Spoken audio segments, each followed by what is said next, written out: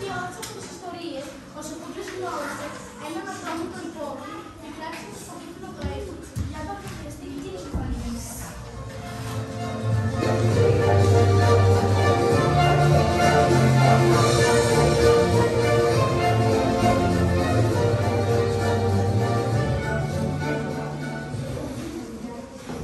Σε χρήζω υπότη και σου χαρίζω το σπαθί μου για τις δύσκολες στιγμές σου.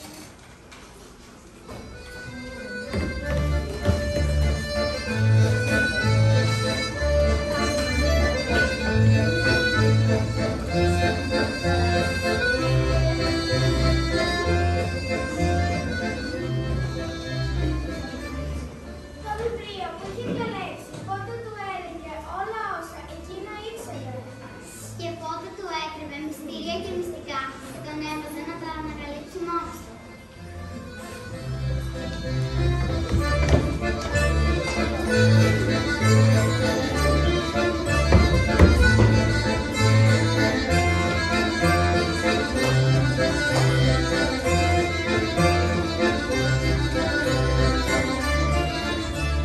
Κάποιες ιστορίες ήταν τόσο αστείες που τα γέλια γέμισαν το δωμάτιο.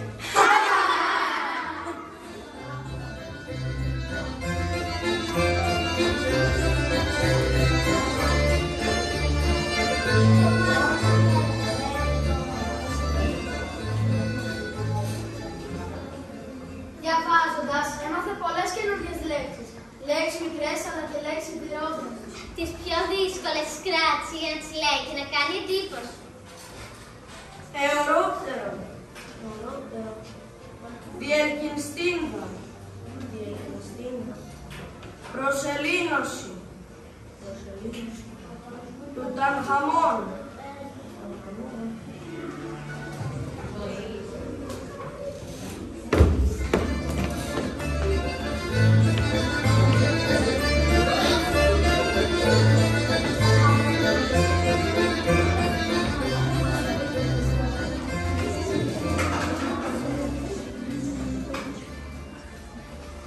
Μία από τις ιστορίες του βιβλίου ήταν τόσο φανταστική, μα τόσο φανταστική, που ξύπνησε και τη δική του φαντασία. Και με τη φαντασία του Σοφοκλής έφτιαξε έναν πυραυλό ελέφαντα, Ένα σάντουιτς ρομπότ, ένα τρένο τραμπάλα, έναν πολύχρωμο δράκο και μία σήμαντη πατάτα.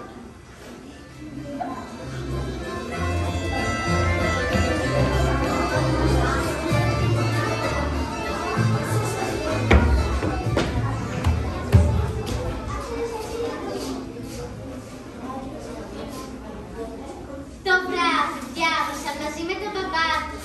Πέταξαν και βρέθηκαν με ένα ερώτημα που μαγικά μέσα κόσμο.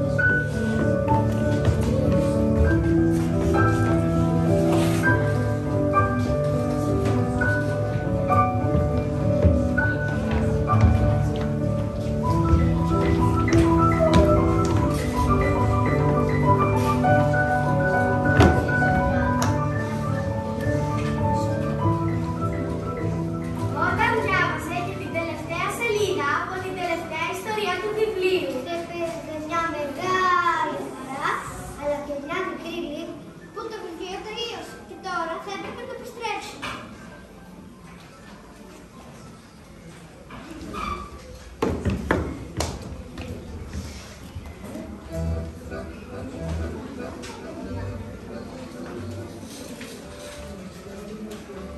Μαμά, πρέπει να το επιστρέψω όλο. Δεν μπορώ να κρατήσω κάτι.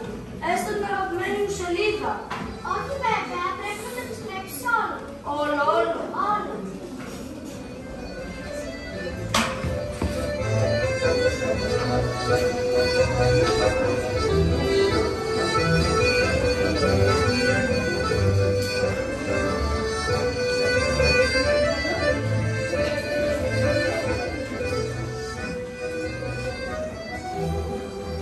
Και θα αποκρίνουμε το παπάδι σε κίνηση για την αριστική βιβλιοθήκη για να επιστρέψει το βιβλίο.